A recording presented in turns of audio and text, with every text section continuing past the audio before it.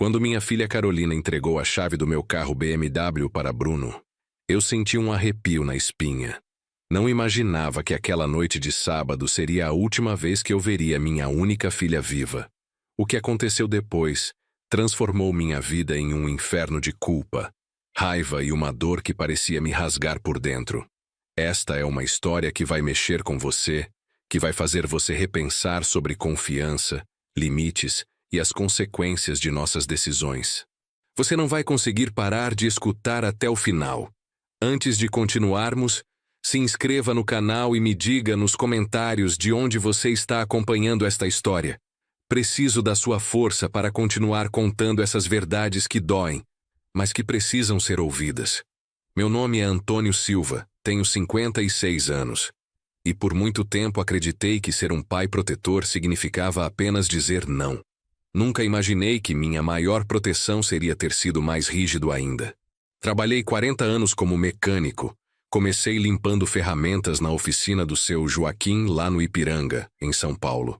Suei, ralei, economizei cada centavo para construir algo sólido para mim e para Carolina. Minha BMW não era apenas um carro, era o símbolo de tudo que conquistei. Cada parcela paga com sangue, suor e lágrimas. Comprei ela usada, mas em perfeito estado, depois de anos juntando dinheiro. Carolina tinha apenas 15 anos quando trouxe o carro para casa pela primeira vez. Lembro do sorriso dela, dos olhos brilhando de orgulho. "Papai, você conseguiu", ela disse, abraçando meu pescoço com aquele cheiro de shampoo que eu reconheceria em qualquer lugar. Naquele momento, eu me sentia o homem mais rico do mundo. Não pelo carro, mas por ver minha filha orgulhosa do pai. Ela era tudo o que me restava depois que minha esposa Márcia morreu em um acidente de trabalho, quando Carolina tinha apenas 12 anos. Uma máquina mal calibrada na fábrica têxtil onde ela trabalhava ceifou sua vida em segundos. Desde então, Carolina e eu formávamos uma dupla. Ela me ajudava na oficina depois da escola, passava os finais de semana comigo, organizando ferramentas e aprendendo sobre motores. Era uma menina inteligente, responsável, nunca me deu trabalho. Por isso, quando ela começou a namorar Bruno aos 18 anos, eu não soube como reagir. Bruno apareceu na nossa vida como um furacão. Alto, bonito, sempre falando alto e gesticulando muito. Tinha 22 anos, trabalhava como vendedor em uma concessionária de motos e adorava se exibir. Nas primeiras vezes que ele veio em casa, notei como ele olhava para a BMW com aqueles olhos de desejo. Não era admiração, era cobiça. "Senhor Antônio, que máquina linda!" ele dizia, passando a mão no capô como se fosse uma carícia. "Um dia eu vou ter uma assim, pode ter certeza." O jeito como ele falava me incomodava. Era como se estivesse fazendo uma promessa ou uma ameaça. Carolina estava apaixonada. Eu via nos olhos dela o mesmo brilho que havia visto nos olhos da mãe quando nos conhecemos. Era um amor adolescente, intenso, daqueles que fazem a gente fazer besteiras. Bruno era carinhoso com ela, isso eu reconhecia. Trazia flores, levava ela no cinema, pagava o lanche. Mas havia algo no comportamento dele que me deixava inquieto. Uma vez, peguei ele contando para os amigos sobre multas de velocidade que tinha tomado na moto. Ria como se fosse uma piada, como se colocar a própria vida e a de outros em risco fosse motivo de orgulho. Naquela noite, chamei Carolina para uma conversa séria. "Filha, esse menino não me inspira confiança no trânsito", eu disse, tentando ser diplomático. "Já reparou como ele fala das correrias que faz na moto?" Carolina bufou como só adolescentes sabem fazer. "Pai, você está sendo paranoico. Bruno é cuidadoso.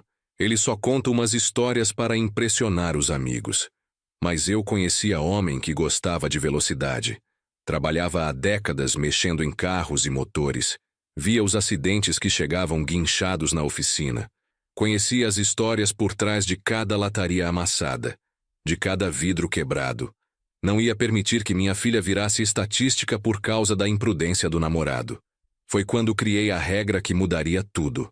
No meu carro, Bruno não encosta. Falei isso olhando diretamente nos olhos dele. Numa tarde de domingo, quando estávamos todos na sala assistindo televisão. O silêncio que se fez foi pesado como chumbo. Carolina me olhou com reprovação.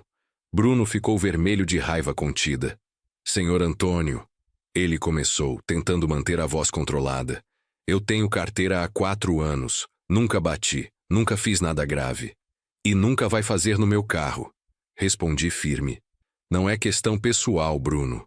É questão de responsabilidade. Aquele carro representa muito mais do que transporte para mim. Carolina se levantou irritada. Pai, isso é ridículo. Bruno dirige muito bem e você está sendo grosseiro com o meu namorado. Carolina, minha voz saiu mais dura do que eu pretendia. Nesta casa, enquanto eu estiver pagando as contas, minhas regras são respeitadas. O carro é meu, a decisão é minha. Bruno colocou a mão no ombro de Carolina, fazendo aquela cara de vítima. Deixa pra lá, amor. Se o seu pai não confia em mim, paciência. A gente se vira com transporte público. Mas eu vi nos olhos dele. Vi a raiva, o desafio silencioso. Bruno não ia esquecer aquela humilhação. Um homem com orgulho ferido é sempre perigoso, principalmente quando se sente desrespeitado na frente da namorada. Nos meses seguintes, nossa relação ficou tensa. Carolina mal falava comigo. Bruno cumprimentava apenas por educação. Eles saíam de ônibus, de táxi. Às vezes pegavam carona com amigos. Eu me sentia mal por criar esse clima ruim em casa, mas não conseguia abrir mão da minha posição. O que eu não sabia era que Bruno havia começado a pressionar Carolina pelas costas. Descobri isso muito tarde, quando já não fazia mais diferença. Ele enchia a cabeça da minha filha com ideias sobre pais controladores e relacionamentos tóxicos. Dizia que eu não confiava no julgamento dela, que não a tratava como uma adulta. Carolina, você já tem 19 anos. Ele repetia. É maior de idade, pode tomar suas próprias decisões. Seu pai te trata como se você fosse uma criancinha. Eu percebia a mudança no comportamento dela. Carolina ficava horas no quarto falando no celular, sussurrando como se estivesse planejando algo secreto. Quando eu perguntava com quem estava falando, ela respondia seco. Com Bruno. Como se fosse óbvio demais. As discussões entre nós começaram a ficar mais frequentes. Pequenas coisas viravam motivo de briga. Se eu pedia para ela chegar mais cedo, ela reclamava que eu não confiava nela. Se eu perguntava onde iam sair, ela dizia que eu era controlador. Bruno havia plantado essas ideias na cabeça dela, e elas estavam crescendo como erva daninha. Uma sexta-feira à noite, depois de mais uma discussão sobre horário de chegada, Carolina explodiu. Pai, eu não aguento mais essa sua paranoia. Bruno tem razão quando diz que você não consegue aceitar que eu cresci. Bruno tem razão? Repeti, sentindo uma raiva subir pelo peito. Bruno está te enchendo a cabeça contra mim, Carolina. Não está vendo que ele está te manipulando? Manipulando? Ele é o único que me entende nesta casa. Você só sabe proibir, controlar, decidir minha vida. Foi a primeira vez que Carolina me desrespeitou daquela forma. Saiu batendo o pé e se trancou no quarto. Eu fiquei na sala, ouvindo ela chorar do outro lado da parede, sem saber o que fazer. Será que ela tinha razão? Será que eu estava sendo controlador demais? Naquela noite liguei para minha irmã Rosana, a única pessoa em quem eu realmente confiava para me dar conselhos sobre Carolina. Rosana, não sei mais o que fazer com a Carolina. Desabafei no telefone. Ela está diferente desde que começou a namorar esse Bruno. Parece que ele está virando ela contra mim. Rosana suspirou do outro lado da linha. Era 4 anos mais nova que eu, mas sempre foi mais sábia em questões familiares. Antônio, você sabe que eu te amo e sempre vou te apoiar, mas preciso te falar uma verdade. Você está sendo possessivo demais com a Carolina. Como assim possessivo? Eu só estou protegendo minha filha. Protegendo ou controlando? Antônio, a menina tem 19 anos. É maior de idade, pode votar, pode dirigir, pode tomar as próprias decisões. Se você continuar tratando ela como criança, vai acabar perdendo ela de vez. As palavras da Rosana doeram, Mas tinha um fundo de verdade que eu não podia ignorar. Desde que Márcia morreu, Carolina tinha virado o centro da minha vida. Talvez eu realmente estivesse sendo protetor demais. Mas e essa história do carro, Rosana? Você acha que eu estou errado? Olha, o carro é seu. Você tem o direito de decidir quem dirige. Mas pense bem, que mensagem você está passando para a Carolina? Que você não confia no julgamento dela? Que você acha ela incapaz de escolher um namorado responsável? Mas esse Bruno pode ser um idiota mesmo. Não estou defendendo ele. Mas se você não der uma chance para a Carolina aprender a lidar com as próprias escolhas, ela nunca vai crescer. E pior, pode se rebelar contra você de uma forma que você não vai conseguir controlar. Desliguei o telefone com a cabeça cheia de dúvidas. Será que Rosana tinha razão? Será que eu estava sendo injusto com Bruno? Mais importante, será que estava prejudicando minha relação com Carolina por causa dos meus medos? Passei a madrugada inteira acordado, pensando em tudo o que havia acontecido desde que Bruno apareceu em nossas vidas. Era verdade que eu nunca havia dado uma chance real para conhecer o rapaz. Sempre mantive uma postura de desconfiança. Nunca tentei construir uma relação respeitosa com ele. No sábado de manhã resolvi mudar de estratégia. Quando Carolina desceu para tomar café, tentei uma abordagem diferente. Filha, preciso te pedir desculpas pelo jeito que falei ontem. Você tem razão, você não é mais criança. E eu preciso respeitar isso. Carolina me olhou desconfiada, como se estivesse esperando o mas que viria em seguida. Que tal se eu conhecesse melhor o Bruno? Podíamos marcar um churrasco aqui em casa. Chamar ele para conversar numa boa. Quero dar uma chance para nossa família funcionar direito. O rosto de Carolina se iluminou como há tempos eu não via. Sério, pai? Você fala sério? Falo sim. E olha, estou pensando até em rever essa história do carro. Se o Bruno realmente for uma pessoa responsável, talvez eu tenha julgado ele errado. Carolina me abraçou com tanto carinho que senti lágrimas nos olhos. Fazia meses que não tínhamos um momento de afeto verdadeiro. Obrigada, pai. Você vai ver que o Bruno é uma pessoa boa. Ele só quer ser aceito pela nossa família. Marcamos o churrasco para o domingo seguinte. Carolina ficou a semana inteira animada, planejando o que ia fazer de sobremesa, arrumando a casa, escolhendo música. Era como se fosse a festa de casamento dela. Bruno chegou pontualmente, trazendo cerveja e um sorriso que parecia genuíno. Usava uma camisa social azul e uma calça jeans sem rasgos. Estava claramente se esforçando para causar boa impressão.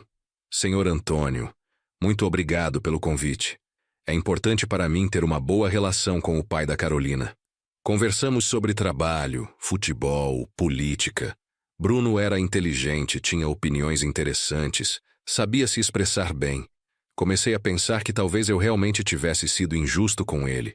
Carolina estava radiante, vendo que finalmente seu namorado e seu pai estavam se entendendo. Depois do almoço, saímos para o quintal. Bruno admirou minha oficina caseira. Fez perguntas técnicas sobre os carros que eu estava consertando. Demonstrou conhecimento real sobre mecânica. Não era só conversa furada. Senhor Antônio, Bruno começou, enquanto admirávamos a BMW estacionada na garagem. Eu sei que o senhor tem receio de me deixar dirigir seu carro. Entendo perfeitamente, é uma máquina cara e tem valor sentimental. Ele falava devagar, escolhendo bem as palavras. Mas eu gostaria de propor uma coisa. Que tal o senhor dar uma volta comigo dirigindo? O senhor do meu lado, me supervisionando. Se não gostar do meu jeito de dirigir, prometo que nunca mais vou tocar no assunto. A proposta parecia razoável. Carolina estava nos observando do terraço, claramente ansiosa para saber o resultado da conversa. Ela havia se esforçado tanto para aquele encontro dar certo. Olha, Bruno, eu disse, você parece ser um rapaz responsável, e reconheço que talvez eu tenha sido precipitado em não confiar em você. Os olhos dele brilharam de esperança. Mas esse carro representa muito para mim. Não é só uma questão de dinheiro, é uma questão emocional. Promete para mim que vai dirigir com toda cautela? Prometo, senhor Antônio. Pode confiar em mim. Entramos na BMW. Eu do lado do passageiro, Bruno no volante. Ele ajustou os retrovisores, testou os pedais, colocou o cinto de segurança sem eu precisar falar nada. Tudo muito profissional. Saímos devagar da garagem. Bruno dirigia com cuidado, respeitava os sinais, mantinha a velocidade controlada. Durante 20 minutos rodamos pelo bairro sem nenhum problema. Ele conversava tranquilo, perguntava sobre o desempenho do carro, elogiava o motor. Realmente é uma máquina incrível, senhor Antônio. Dá para sentir a potência, mas ao mesmo tempo é muito dócil para dirigir. Quando voltamos para casa, eu estava impressionado. Bruno havia dirigido melhor do que muita gente que eu conhecia. Carolina correu para o portão, ansiosa para saber como havia sido. E aí, pai? Como foi? Foi bem, admiti. O Bruno dirige com responsabilidade. O sorriso dela poderia iluminar a cidade inteira. Naquela noite, depois que Bruno foi embora, Carolina e eu tivemos a conversa mais honesta em meses. Pai, muito obrigada por ter dado uma chance para o Bruno. Sei que não foi fácil para você. Reconheço que talvez eu tenha sido injusto com ele. Parece ser um rapaz decente. É sim, pai. E ele te respeita muito. Sempre fala bem de você para os amigos. Algo naquela frase me incomodou, mas não consegui identificar o que. Bruno falava de mim para os amigos? O que exatamente ele falava? Carolina, eu disse. Vou rever minha posição sobre o carro. Em situações especiais, com muito cuidado, talvez o Bruno possa dirigir. Os olhos dela se encheram de lágrimas de felicidade. Sério, pai? Sério, mas com condições. Só em emergências ou situações muito específicas. E sempre com você junto. Nunca sozinho. Claro, pai. Bruno vai ficar tão feliz. 2 semanas depois, chegou o teste para minha nova regra flexível. Carolina me ligou no trabalho numa sexta-feira à tarde parecendo nervosa. Pai, aconteceu uma coisa. A mãe do Bruno teve um problema de saúde e ele precisa levar ela urgente para o hospital. Só que a moto está no conserto e ele não tem carro. E ele quer pegar emprestado o meu carro? É, pai. Sei que você disse só em situações especiais, mas isso é uma emergência real. Fiquei em silêncio por alguns segundos. Era realmente uma situação de emergência. A mãe do rapaz precisava de ajuda médica. Tá bom, Carolina, mas você vai junto, combinado? E ele dirige devagar, sem pressa. Melhor chegar 10 minutos atrasado do que não chegar nunca. Claro, pai. Obrigada mesmo. Bruno vai ficar muito agradecido. Desliguei o telefone com um sentimento estranho no peito. Não era arrependimento exatamente, mas uma inquietação que não conseguia explicar. Talvez fosse só a ansiedade natural de emprestar algo valioso. O resto da tarde passou devagar na oficina. Não conseguia me concentrar direito no que estava fazendo. Várias vezes peguei o celular para ligar para Carolina, mas desisti. Não queria parecer desconfiado depois de ter finalmente cedido. Às 6 da tarde, Carolina me ligou. Pai, chegamos no hospital. A mãe do Bruno está bem. Era só pressão alta. Ela já foi medicada e liberada. Bruno quer agradecer pessoalmente quando você chegar em casa. Que bom que deu tudo certo. Vocês vão voltar agora? Sim, pai. Estamos saindo do hospital. Dirige devagar, Carolina. E fala para o Bruno tomar cuidado. Pode deixar. Te amo. Também te amo, filha. Foram as últimas palavras que trocamos. Cheguei em casa às 8:30 da noite. O carro não estava na garagem. Pensei que talvez eles ainda estivessem no caminho, ou tivessem parado em algum lugar para jantar. Liguei para Carolina, mas o telefone estava desligado. Liguei para Bruno, também estava fora de área. 9 da noite. Nada. 10 da noite. Começou a bater uma preocupação mais séria. Carolina sempre me avisava quando ia se atrasar. Nunca ficava com o telefone desligado, principalmente quando estava com meu carro. Às 10:15 tentei ligar para a mãe do Bruno. Uma voz feminina atendeu, mas estava meio sonolenta, como se tivesse tomado remédio para dormir. Alô? Dona Maria? Aqui é o Antônio, pai da Carolina. Oi, Antônio. Dona Maria, como a senhora está se sentindo? Sentindo? Estou bem, graças a Deus. Por quê? Meu sangue gelou. Não foi hospitalizada hoje? Hospitalizada? Não, filho. Estou em casa desde manhã. Não saí para lugar nenhum. Desliguei o telefone com as mãos tremendo. Carolina havia mentido para mim. Ela e Bruno haviam inventado uma história sobre hospitalização para pegar meu carro emprestado. Mas por quê? Para onde tinham ido? Liguei para Carolina dezenas de vezes. Direto para a caixa postal. O mesmo com Bruno. Era como se os dois tivessem desaparecido da face da terra. 00:00, 1h, 2h. Eu andava de um lado para o outro na sala, imaginando todos os cenários possíveis. Acidente, assalto, sequestro, ou talvez algo mais simples. Eles haviam decidido fugir juntos e usar meu carro na fuga. Às 2h30, resolvi ligar para a polícia. O soldado que me atendeu foi educado, mas direto. Senhor, eles são maiores de idade. Só podemos considerar desaparecimento depois de 24 horas. E se eles estão com um veículo que o senhor autorizou emprestar? Mas eles mentiram para mim. Inventaram uma emergência para pegar o carro. Entendo a sua preocupação. Mas não é crime usar o carro do pai com autorização, mesmo que tenham mentido sobre o motivo. Se não aparecerem até amanhã à noite, aí sim podemos registrar um boletim. Passei a madrugada acordado, ora furioso, ora preocupado. Na minha cabeça, as emoções se misturavam como uma tempestade. Como Carolina podia ter mentido daquela forma? Como Bruno podia ter participado de uma farsa dessas? Às 6h, fiz café forte e saí para dar uma volta pelo bairro. Talvez encontrasse o carro estacionado em algum lugar. Talvez eles tivessem bebido demais e decidido dormir na casa de algum amigo. Rodei por 2 horas. Nada. Voltei para casa mais ansioso do que antes. Às 8h, meu telefone tocou. Número desconhecido. Alô? Antônio Silva? Sim, sou eu. Aqui é o soldado Martinez da Polícia Rodoviária. O senhor poderia vir até o Hospital das Clínicas? Aconteceu um acidente envolvendo um veículo BMW registrado no seu nome. O mundo desabou. Como estão os ocupantes? Consegui perguntar, mesmo já sabendo a resposta pelo tom de voz do soldado. Senhor, é melhor o senhor vir até aqui. Vamos conversar pessoalmente. Soldado, por favor, me diga como está minha filha. Um silêncio longo do outro lado da linha. Senhor Silva, sinto muito. O acidente foi fatal. Não houve sobreviventes. O telefone escorregou da minha mão e bateu no chão. Por alguns segundos não consegui entender o que tinha ouvido. Fatal. Não houve sobreviventes. As palavras ecoavam na minha cabeça como um sino quebrado. Peguei o telefone de volta. O soldado ainda estava na linha. Senhor Silva, está me ouvindo? Estou, murmurei. Estou indo para aí. A viagem até o hospital foi a mais longa da minha vida.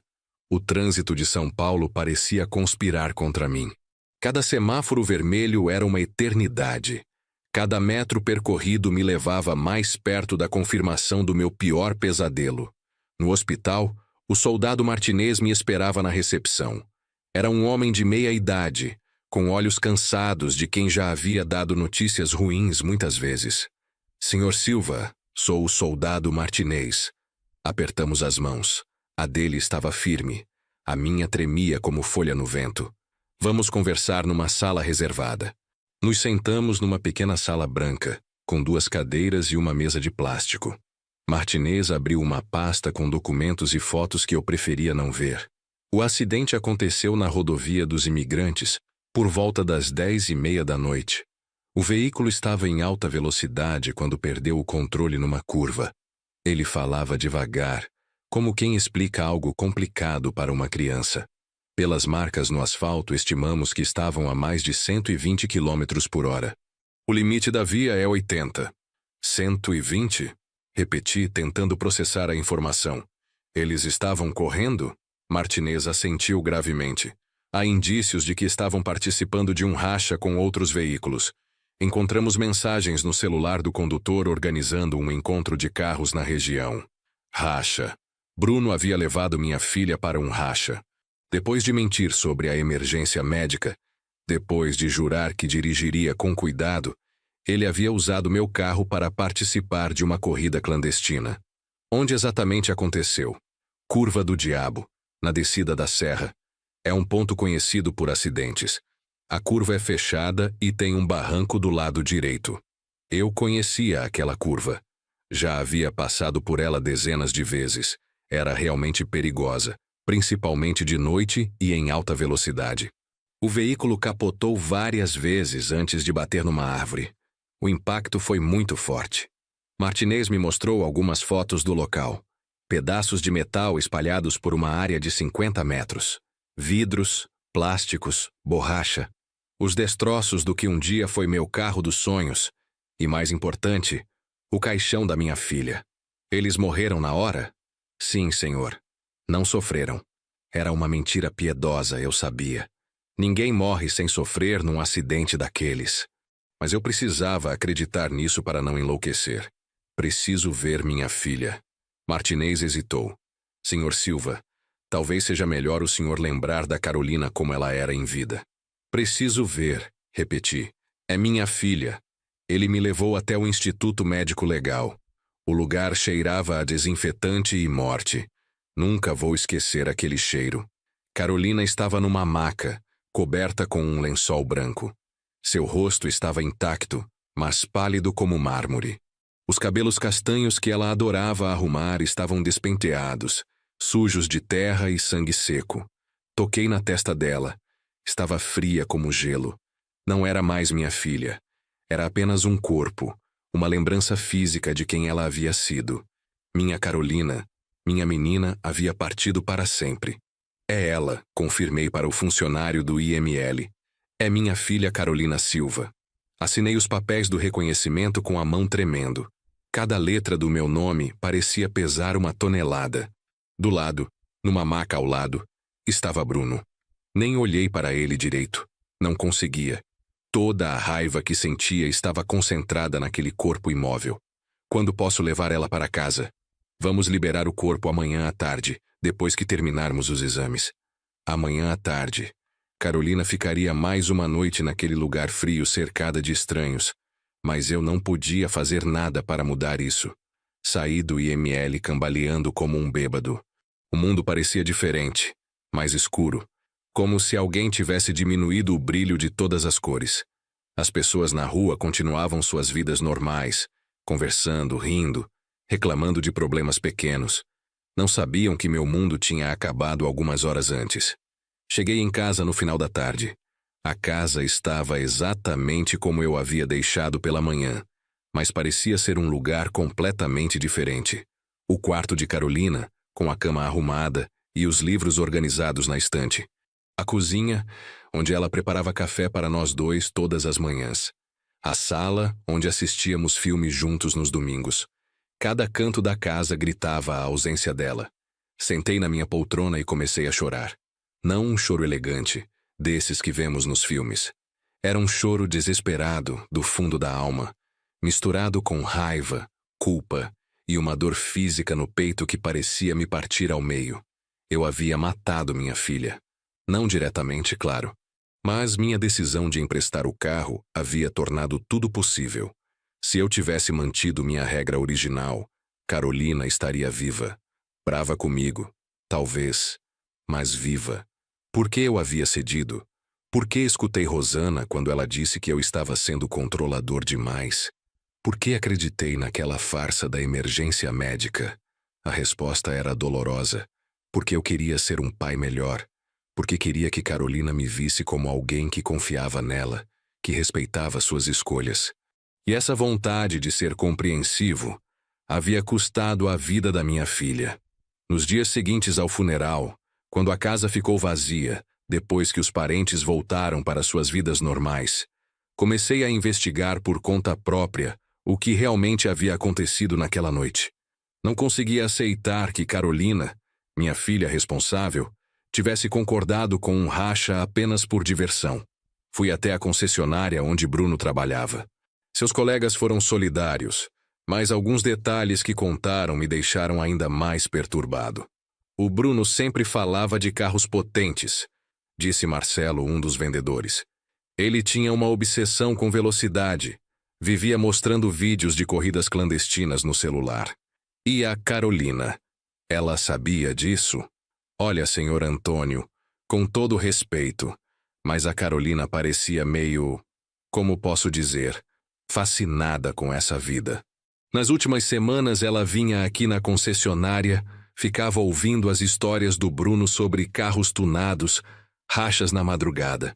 Isso não fazia sentido. Carolina nunca havia demonstrado interesse por corridas ou velocidade. Sempre foi uma menina prudente e cuidadosa. Mas talvez eu não conhecesse minha filha tão bem quanto pensava.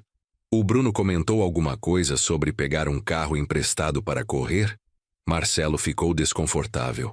Senhor, não quero falar mal de quem morreu, mas... O Bruno havia comentado que ia conseguir um carrão para participar de um encontro especial. Disse que ia impressionar a galera. Meu estômago se revirou. Bruno havia planejado tudo. A mentira sobre a mãe hospitalizada, a conversa mansa para ganhar minha confiança. Tudo fazia parte de um plano para usar meu carro em suas aventuras de adrenalina. Consegui acesso ao celular de Carolina através de um conhecido que trabalhava na delegacia. O que encontrei nas mensagens dela com Bruno me fez sentir como se estivesse conhecendo uma filha completamente diferente. Bruno, hoje é a noite, amor. Vou mostrar para aqueles playboyzinhos do que a gente é capaz. Carolina, tenho medo, Bruno. E se meu pai descobrir? Bruno, ele nunca vai descobrir. E depois que eu ganhar essa corrida, vamos ter dinheiro para a nossa própria vida, sem depender de ninguém. Carolina, que dinheiro? Bruno, a aposta é alta hoje. 5.000 para quem chegar primeiro. Com esse BMW do seu pai é garantido. 5.000 reais. Bruno havia usado meu carro e minha filha numa aposta de corrida clandestina. Carolina não era apenas uma passageira inocente. Ela sabia exatamente o que estava acontecendo. As mensagens continuavam. Carolina, não sei, Bruno. Meu pai confia em mim. Bruno, confia. Carol, seu pai te trata como uma criancinha. Ele nunca vai te ver como uma adulta se você não mostrar que consegue tomar suas próprias decisões.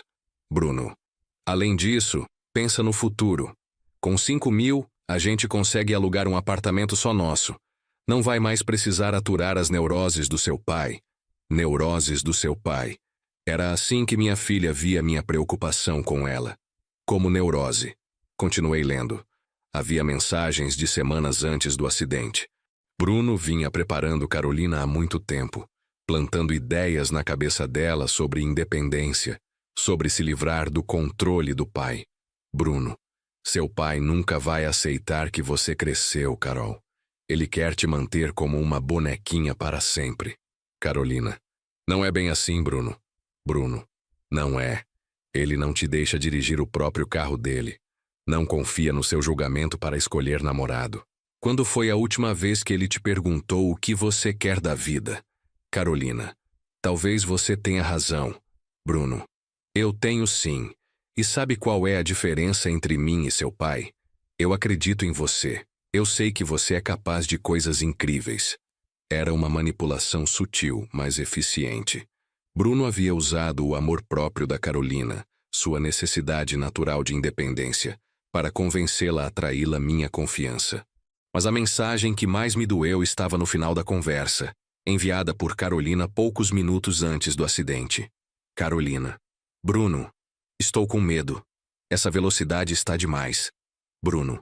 Relaxa, amor. Confia em mim. Depois dessa, seu pai vai ter que nos respeitar. Carolina. Promete que vai diminuir a velocidade? Bruno. Prometo. Só mais um pouquinho e chegamos. Foram as últimas palavras da minha filha.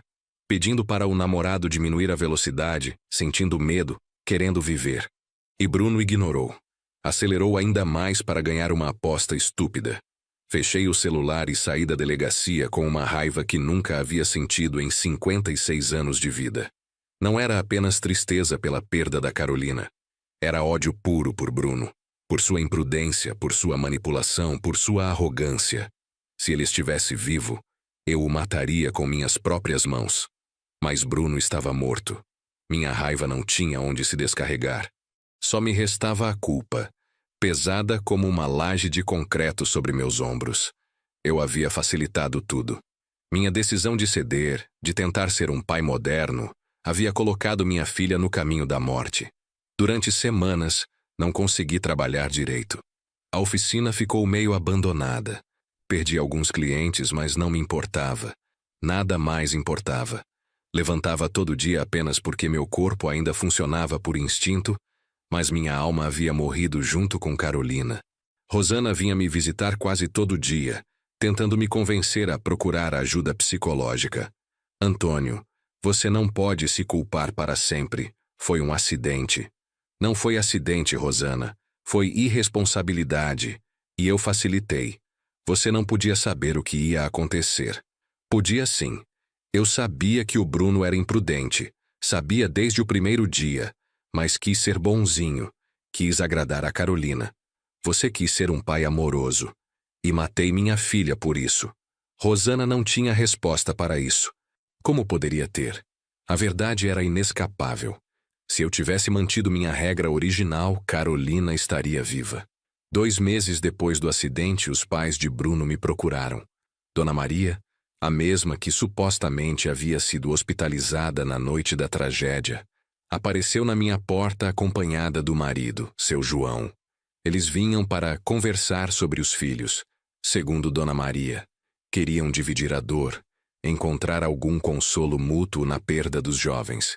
Recebi eles na sala, ofereci café, tentei ser educado. Mas quando Dona Maria começou a falar sobre como Bruno era um menino bom, apenas jovem demais, algo explodiu dentro de mim. Dona Maria, interrompi.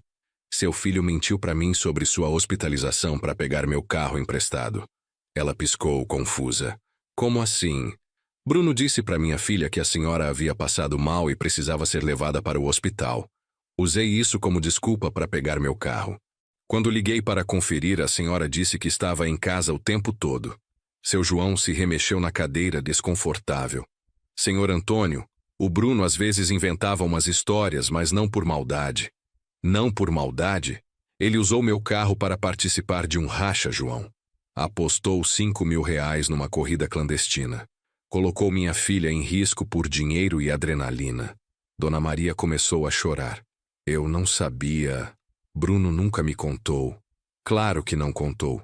Porque ele sabia que estava fazendo errado. E minha filha morreu por causa da irresponsabilidade dele. O silêncio na sala ficou pesado. Seu João tentou defender o filho morto. Senhor Antônio, com todo respeito, mas a Carolina também tinha escolha. Ninguém obrigou ela a entrar naquele carro. Foi a gota d'água. Escolha! Gritei, me levantando da poltrona. Minha filha tinha 19 anos. Era uma menina apaixonada que confiava no namorado. Seu filho passou meses manipulando ela, enchendo a cabeça dela com ideias contra mim. Mostrei para eles algumas das mensagens que havia impresso. Dona Maria leu em silêncio, com o rosto ficando cada vez mais pálido. Olha aqui o que seu menino bom falava sobre mim para minha filha. Olha como ele envenenou a mente dela. Como usou o amor dela para conseguir o que queria. Seu João tentou ler por cima do ombro da esposa, mas ela estava tremendo tanto que mal conseguia segurar os papéis. Seu filho transformou minha filha contra mim, João. Fez ela acreditar que eu era um pai controlador, possessivo, e depois usou essa manipulação para convencê-la a me trair. Senhor Antônio, Dona Maria murmurou, eu sinto muito. Eu não sabia que o Bruno... Não sabia porque não queria saber. Porque era mais fácil achar que seu filho era perfeito do que aceitar que ele era irresponsável e manipulador. Eles saíram da minha casa cabisbaixos, carregando a verdade sobre o filho que preferiam não enxergar. Eu não senti pena. Não tinha mais pena para dar a ninguém. Toda a minha capacidade de compaixão havia morrido junto com Carolina. Depois desse encontro, me isolei completamente. Parei de atender telefone. Parei de receber visitas. Rosana insistia, batia na porta, gritava do portão. Mas eu não abria mais. Não queria mais contato humano. A oficina fechou definitivamente. Mandei os últimos clientes procurarem outro mecânico. Vendia peças e ferramentas para ter dinheiro para as contas básicas. Mas nada mais. Minha vida se resumia a acordar, tomar café, ficar sentado na sala olhando para as fotos de Carolina e dormir. Comia pouco, dormia mal, emagreci mais de 15 quilos em 2 meses. Era como se estivesse morrendo devagar, definhando por dentro. E talvez fosse isso mesmo que eu queria. Morrer de tristeza, encontrar Carolina no outro lado, pedir desculpas por ter falhado como pai. Uma manhã, quase 4 meses depois do acidente, acordei com uma dor forte no peito. Pensei que fosse infarto. Parte de mim ficou esperançosa. Seria uma forma rápida de acabar com tudo. Mas a dor passou. Era apenas ansiedade, tristeza física se manifestando no corpo. Mais uma vez, a vida insistia em me manter vivo quando eu só queria descansar. Foi nesse mesmo dia que encontrei uma carta de Carolina. Estava organizando as coisas dela no quarto, finalmente reunindo coragem para separar suas roupas para doação, quando encontrei um envelope com meu nome, escrito com a letra delicada dela. Para o melhor pai do mundo. Abrir apenas se algo acontecer comigo. Minhas mãos tremeram tanto que quase rasguei o envelope. Dentro, 2 folhas de papel ao maço, escritas à mão com caneta azul. Papai, se você está lendo esta carta, significa que algo ruim aconteceu comigo. Espero que nunca precise abrir este envelope, mas sinto que preciso escrever algumas coisas que nunca tive coragem de falar pessoalmente. Primeiro, eu quero que você saiba que eu te amo mais do que qualquer coisa neste mundo. Você foi pai e mãe para mim depois que a mamãe morreu. Nunca me faltou nada. Nunca me senti desamparada ou sozinha. Sei que às vezes eu reclamo das suas regras, dos seus cuidados. Sei que às vezes falo que você é protetor demais. Mas no fundo, eu entendo que tudo isso é amor. É você tentando me proteger de um mundo que pode ser perigoso. Também sei que às vezes você se sente culpado por me controlar demais, por não confiar nas minhas escolhas. Mas quero que você entenda uma coisa. Suas regras me salvaram mais vezes do que você imagina. Parei de ler por um momento. Lágrimas caíam sobre o papel, borrando algumas palavras. Carolina havia escrito aquilo. Minha filha, sabendo que às vezes eu me sentia culpado, havia deixado uma mensagem para me consolar. Continuei lendo com o coração disparado. Sobre o Bruno. Sei que você não gosta muito dele. E talvez você esteja certo. Às vezes ele fala coisas sobre você que me incomodam. Diz que você é possessivo, que não me deixa crescer. Mas eu sei quem você é, papai. Sei que suas preocupações vêm do amor, não do egoísmo. Se algo acontecer comigo, por favor, não se culpe. Eu sou maior de idade. Tomo minhas próprias decisões. Se eu fizer algo errado, algo perigoso, a responsabilidade é minha, não sua. Você me ensinou a diferença entre o certo e o errado. Me ensinou valores, me ensinou responsabilidade. Se eu escolher ignorar esses ensinamentos, não é culpa do professor, é culpa da aluna teimosa. Lembra quando eu era pequena e você me contava a história da Branca de Neve? Você sempre mudava o final. Dizia que ela não deveria ter comido a maçã porque a madrasta era obviamente má. Carolina, você falava. Não importa se a pessoa parece boazinha. Se alguma coisa parece perigosa, você corre. Bem, papai, se você está lendo esta carta, talvez eu tenha comido a maçã envenenada. Mas isso não significa que você falhou em me avisar sobre o perigo.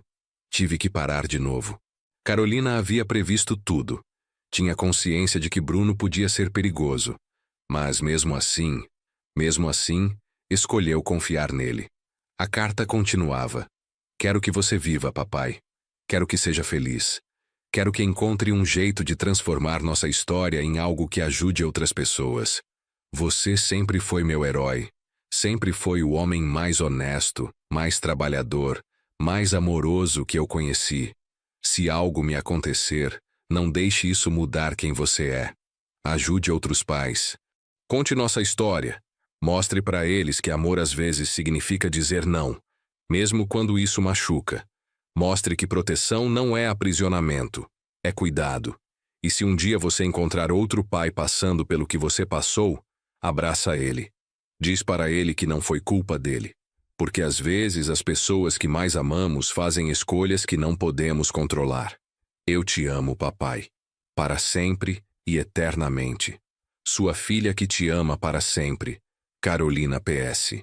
A chave da BMW está no lugar de sempre. Se algo me acontecer com o carro, por favor, não fique bravo. Eu sabia que estava correndo risco. As últimas palavras me fizeram cair de joelhos no chão do quarto dela. Carolina sabia. Ela sabia que estava correndo risco naquela noite. Mesmo assim, escolheu ir. Não foi ignorância. Não foi ingenuidade. Foi uma escolha consciente de uma jovem apaixonada que achou que podia controlar a situação perigosa.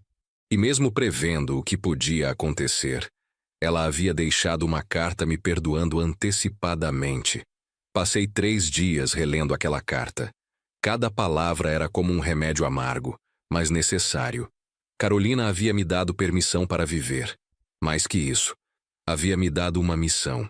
Ajude outros pais, conte nossa história. Na quarta-feira seguinte tomei banho pela primeira vez em semanas. Fiz a barba. Coloquei uma roupa limpa. Saí de casa pela primeira vez em 2 meses que não fosse para comprar comida ou pagar contas. Fui até a escola onde Carolina havia estudado. Conversei com a diretora, Dona Cristina, uma senhora de 60 anos que havia acompanhado minha filha desde o ensino fundamental. Antônio, ela disse me abraçando com carinho. Como você está? Estou aprendendo a viver de novo, Dona Cristina. E vim aqui porque preciso da sua ajuda. Expliquei minha ideia. Queria fazer palestras para jovens sobre segurança no trânsito, sobre os riscos dos rachas, sobre a importância de pensar nas consequências antes de tomar decisões perigosas. Mas não quero dar lição de moral, expliquei. Quero contar minha história. Mostrar para eles o que acontece com os pais quando perdemos um filho dessa forma. Dona Cristina ficou em silêncio por um momento pensando. Sabe, Antônio, todo mês temos casos de alunos se envolvendo em corridas clandestinas. A polícia faz campanhas, a gente faz palestras, mas parece que não adianta. É porque eles ouvem autoridades falando de regras. Não ouvem o coração partido de um pai. Verdade. Quando você gostaria de começar?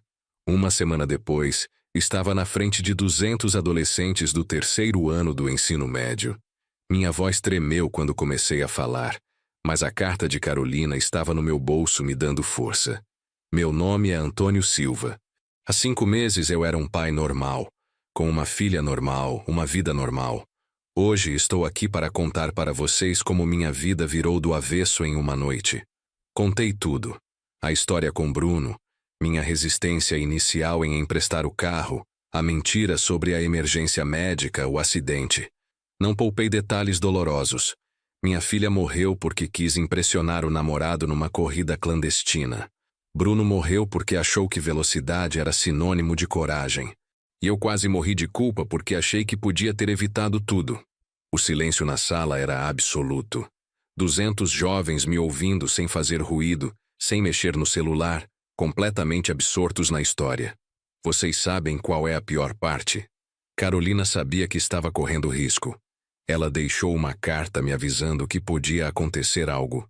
Mesmo assim, escolheu ir. Uma menina na primeira fileira levantou a mão.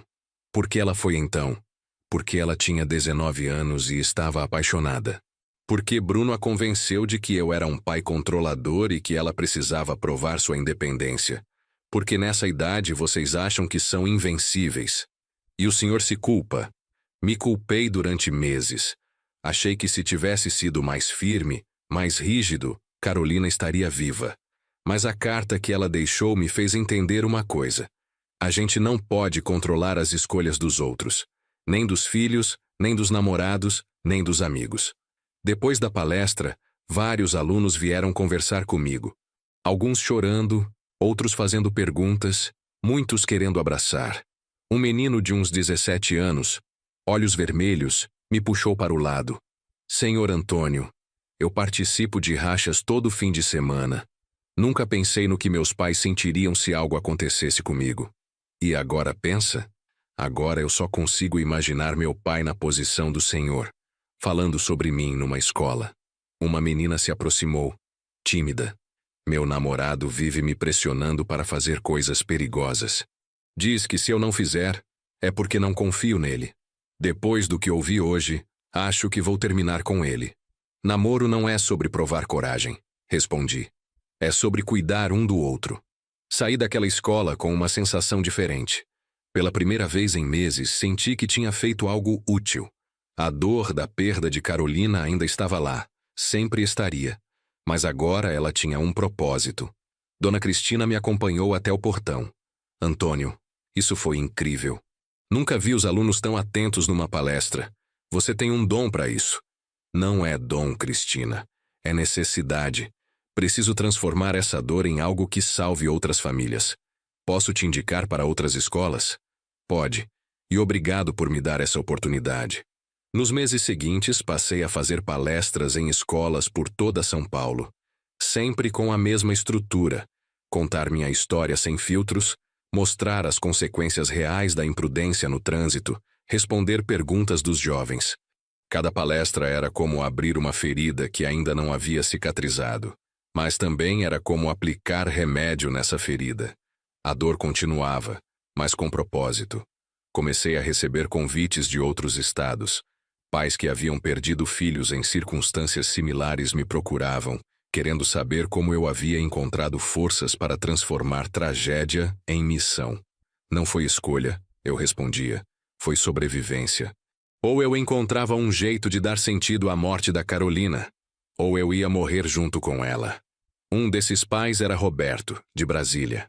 Havia perdido o filho de 22 anos numa corrida clandestina 6 meses antes do meu acidente. Conversamos por telefone por horas. Antônio, como você consegue falar sobre isso sem chorar? Quem disse que não choro? Choro toda noite, Roberto. Mas durante o dia transformo esse choro em trabalho, em missão. Não sei se tenho força para isso. Não tenho hoje. Mas vai ter amanhã, ou na semana que vem, ou no mês que vem. E quando tiver, me liga. Vamos trabalhar juntos. Roberto virou meu parceiro em Brasília. Outros pais se juntaram ao movimento em outros estados. Sem perceber, havia criado uma rede nacional de pais enlutados transformando dor em prevenção. 1 ano depois do acidente, formalizei o trabalho criando o Instituto Carolina. Uma ONG dedicada à prevenção de acidentes de trânsito entre jovens, com foco especial em corridas clandestinas. O nome havia sido sugestão da própria Carolina na carta. Transforme nossa história em algo que ajude outras pessoas. Nossa primeira campanha foi, antes de acelerar, pense no seu pai. Cartazes com fotos de pais que haviam perdido filhos em rachas, cada um com uma frase simples. Meu filho pensou que era invencível. Eu penso nele todo dia. Antônio Silva.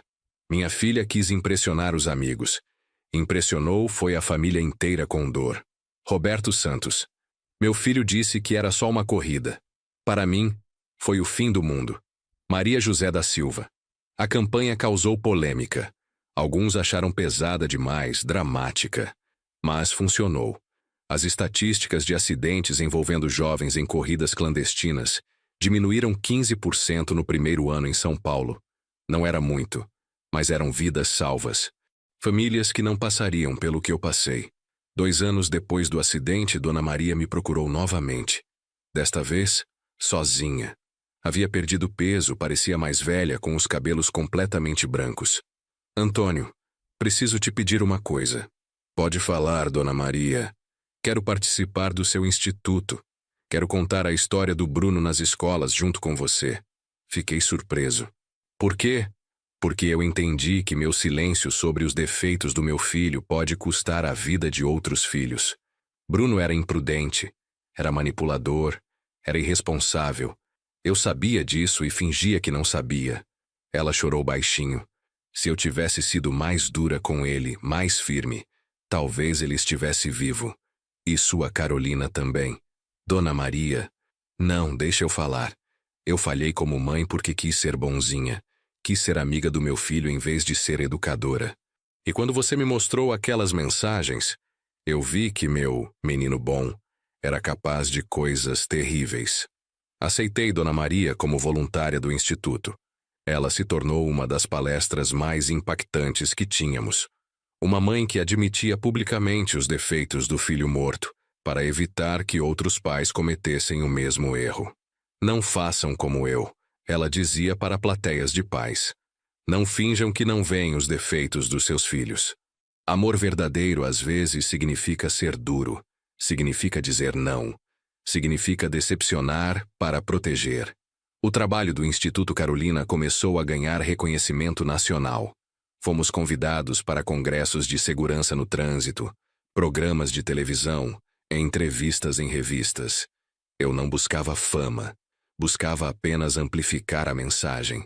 Quanto mais gente ouvisse nossa história, mais vidas seriam salvas. O momento mais emocionante foi quando recebemos uma carta de uma mãe de Recife. Senhor Antônio, meu filho de 16 anos assistiu sua palestra numa escola da nossa cidade. Chegou em casa naquela noite e me confessou que estava planejando participar de um racha no fim de semana.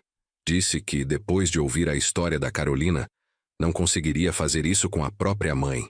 Não sei se o senhor acredita em anjos, mas tenho certeza de que sua filha me ajudou a salvar o meu filho. Leia aquela carta dezenas de vezes. Carolina havia se tornado um anjo da guarda para jovens que ela nunca conheceu.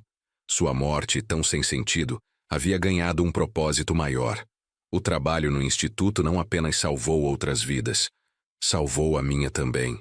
A rotina de palestras, de organizar campanhas, de conversar com outros pais enlutados, me deu uma razão para acordar todo dia. Voltei a cuidar da minha saúde. Recuperei peso, voltei a dormir direito, retomei algumas atividades sociais. Não era felicidade exatamente, mas era vida funcional. Rosana, que havia passado 2 anos preocupada comigo, finalmente relaxou. Antônio, você está diferente. Ainda triste, mas diferente. Estou com propósito, Rosana. Carolina me deixou uma missão, e eu estou cumprindo. Ela ficaria orgulhosa. Espero que sim. Comecei a aceitar convites sociais. Voltei a ter contato com amigos antigos. Alguns me evitavam, com medo de falar sobre Carolina e me deixar triste. Outros me tratavam como vítima frágil, falando num tom de pena que me irritava. Mas havia aqueles que entendiam. Carolina havia morrido. Eu estava triste. Mas a vida continuava. E esses amigos me ajudaram a reconstruir uma rotina social saudável. No 5º aniversário do acidente, organizei uma grande campanha nacional. 5 anos sem Carolina. Contamos nossa história em simultâneo em 50 cidades brasileiras. Eu estava em São Paulo, no mesmo auditório onde havia feito minha primeira palestra. Mas, desta vez, não estava sozinho no palco. Dona Maria estava comigo, Roberto havia vindo de Brasília, outros 17 pais enlutados, representando diferentes estados.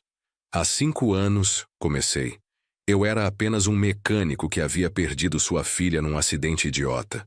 Hoje sou parte de uma rede de pais que transformou sua dor em prevenção. A plateia tinha mais de 1000 pessoas. Jovens, pais, educadores, autoridades de trânsito. Carolina morreu porque escolheu confiar na pessoa errada no momento errado. Mas sua morte não foi em vão se conseguirmos evitar que outros jovens façam a mesma escolha. Mostrei gráficos impressionantes. Em 5 anos, o Instituto Carolina havia contribuído para uma redução de 32% nos acidentes, envolvendo jovens em corridas clandestinas nas cidades onde atuávamos.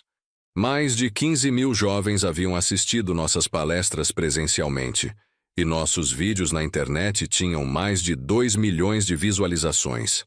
Esses números não são apenas estatísticas, continuei. Cada número representa uma família que não passou pelo inferno que nós passamos.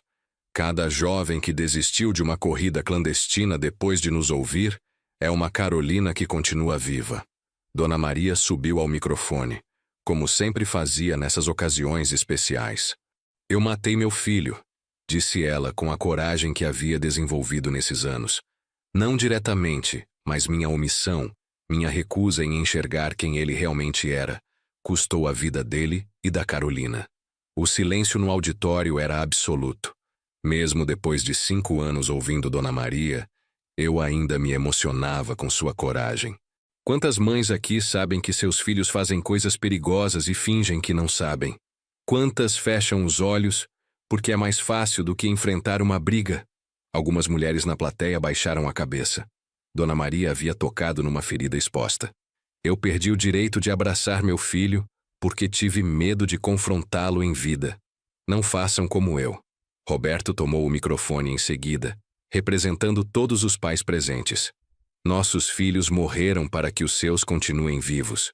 Essa é a única forma de dar sentido às nossas perdas. No final do evento, um rapaz de uns 22 anos se aproximou do palco. Alto, magro, com uma tatuagem no braço que dizia Velocidade Controlada. Senhor Antônio, meu nome é Felipe. Há 3 anos, assisti sua palestra na minha escola, aqui em São Paulo. Ele falava devagar, escolhendo bem as palavras. Naquela época, eu era viciado em adrenalina.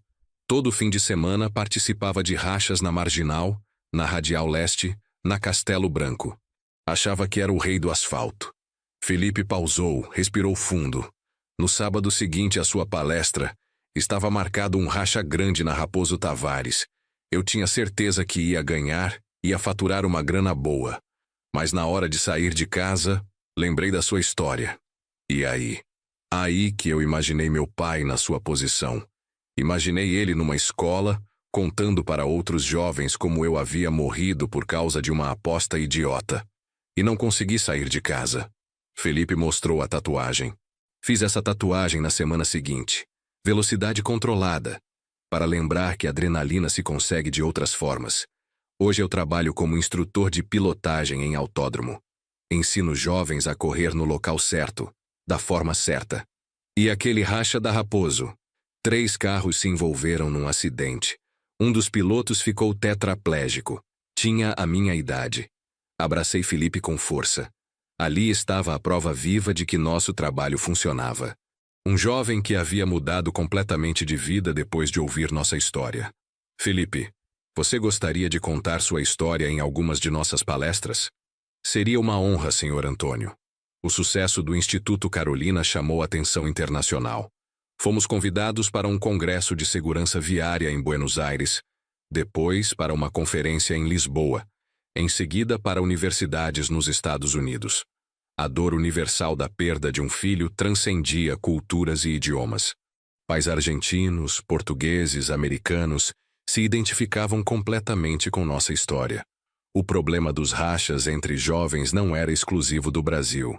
Em Madrid, conheci Carmen, uma mãe espanhola que havia perdido o filho em circunstâncias similares às de Carolina. Ela havia criado uma fundação parecida com a nossa, mas trabalhava sozinha, sem a rede de apoio que havíamos construído no Brasil.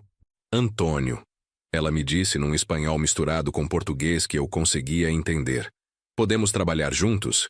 Fazer um movimento internacional? A ideia era tentadora. Unir esforços de pais enlutados de diferentes países, criar uma rede mundial de prevenção. Carmen, vou pensar sobre isso. Mas primeiro preciso consolidar nosso trabalho no Brasil. Voltei do Congresso de Madrid com a cabeça cheia de possibilidades. O Instituto Carolina havia crescido além dos meus sonhos mais otimistas.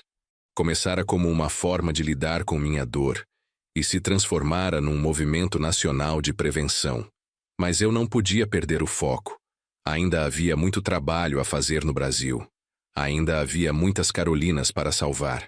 6 anos depois do acidente, recebi uma carta que mudou minha perspectiva sobre o alcance real do nosso trabalho. Senhor Antônio Silva, meu nome é José Roberto, sou caminhoneiro há 15 anos. Semana passada, estava dirigindo na BR-381, perto de Betim, quando vi um acidente terrível envolvendo jovens numa corrida clandestina. Eram 3 carros, velocidade altíssima, madrugada. Um deles perdeu o controle e capotou várias vezes.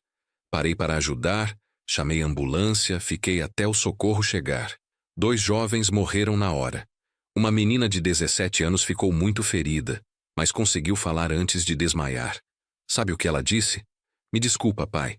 Eu deveria ter lembrado da história da Carolina. Senhor Antônio, essa menina conhecia a história da sua filha. Mesmo assim, escolheu participar da corrida. Mas o fato dela lembrar da Carolina nos últimos momentos me fez entender o tamanho do trabalho que o senhor faz. Meu filho tem 16 anos. Quando cheguei em casa depois desse acidente, abracei ele e contei tudo o que tinha visto. Falei sobre a menina que lembrou da Carolina, sobre os pais que iam receber a pior notícia da vida. Pai, meu filho me disse, eu já assisti às palestras do Sr. Antônio na escola. Nunca vou fazer uma coisa dessas. Obrigado por salvar meu filho, Sr. Antônio. Obrigado por transformar sua dor na proteção dos nossos filhos. José Roberto Silva, sem parentesco. Essa carta me fez perceber que nossa mensagem chegava até em lugares onde nunca havíamos estado fisicamente. A história de Carolina se espalhava organicamente, de boca em boca, salvando vidas que nem sabíamos que estavam em perigo. 7 anos após o acidente, enquanto organizava os arquivos do Instituto, encontrei uma foto que não via há muito tempo. Era Carolina aos 15 anos, no dia que levei a BMW para casa pela primeira vez. O sorriso dela, os olhos brilhando de orgulho pelo pai. Olhei para aquela foto por muito tempo. A dor ainda estava lá, provavelmente sempre estaria. Mas era diferente agora. Não era mais uma dor que me paralisava. Era uma dor que me movia, que me dava propósito. Naquela mesma semana, um repórter de uma revista nacional me procurou para uma entrevista especial sobre pais que transformaram tragédias em missões sociais. Senhor Antônio, ele perguntou, o senhor se considera um homem de sorte ou de azar? A pergunta me pegou desprevenido. Pensei por alguns segundos antes de responder. Sou um homem de azar que teve sorte, respondi. Azar porque perdi minha filha da pior forma possível. Sorte porque ela me deixou uma carta me dando permissão para transformar essa perda em vida nova. E se pudesse voltar no tempo? Essa é uma pergunta perigosa para qualquer pai que perdeu um filho.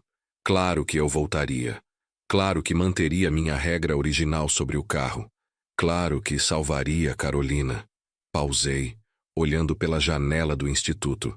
Mas se eu fizesse isso, todas as outras Carolinas que salvamos nesses 7 anos talvez tivessem morrido. É um peso terrível saber que minha filha morreu para que outras vivam. Como o Senhor lida com esse peso? Acreditando que Carolina aprovaria, que ela ficaria feliz sabendo que sua morte teve um propósito maior. Hoje, 10 anos depois do acidente, o Instituto Carolina é uma realidade sólida na prevenção de acidentes de trânsito entre jovens brasileiros. Temos sede própria, 15 funcionários, parcerias com escolas de todo o país e um orçamento anual que permite atingir mais de 50 mil jovens por ano. Dona Maria continua conosco, agora com 72 anos, mas ainda fazendo palestras todas as semanas. Roberto expandiu nosso trabalho para todo o Centro-Oeste. Felipe virou nosso coordenador de projetos com jovens. Eu, aos 66 anos, ainda faço palestras regularmente. Minha voz não treme mais quando conto a história de Carolina. As palavras saem naturalmente, polidas por milhares de repetições, mas sem perder a emoção genuína. Semana passada, uma menina de 16 anos se aproximou depois de uma palestra em Campinas. Senhor Antônio, meu namorado me convida todo fim de semana para participar de rachas. Ele diz que se eu não for, é porque não amo ele de verdade. E o que você pretende fazer? Vou terminar com ele. Depois de ouvir a história da Carolina, entendi que quem realmente me ama não me colocaria em perigo. Boa escolha. O senhor acha que a Carolina ficaria orgulhosa do que virou a história dela? Olhei para aquela menina corajosa, que havia decidido priorizar sua segurança em vez de agradar um namorado manipulador. Tenho certeza que sim. Carolina sempre quis que sua vida fizesse diferença. Agora, até sua morte faz diferença. Estou terminando de escrever esta história numa tarde ensolarada de sábado, 10 anos e 3 meses depois que Carolina me entregou a chave do BMW para Bruno. 10 anos e 3 meses desde que minha vida virou do avesso. Se você chegou até aqui, provavelmente é pai ou mãe, ou conhece alguém que tem filhos jovens. Esta história não é só sobre mim e Carolina. É sobre todos nós que amamos alguém e queremos protegê-los do mundo. A lição que aprendi, da forma mais dolorosa possível, é que amor verdadeiro às vezes significa decepcionar quem amamos. Significa dizer não, quando tudo em você quer dizer sim. Significa ser firme quando é mais fácil ser complacente. Carolina me ensinou que a diferença entre proteção e controle está na intenção. Quando protegemos por medo egoísta de perder alguém, estamos controlando.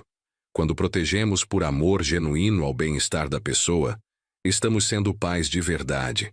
Se você tem um filho ou filha adolescente lendo esta história, não cometa meu erro. Confie nos seus instintos de pai.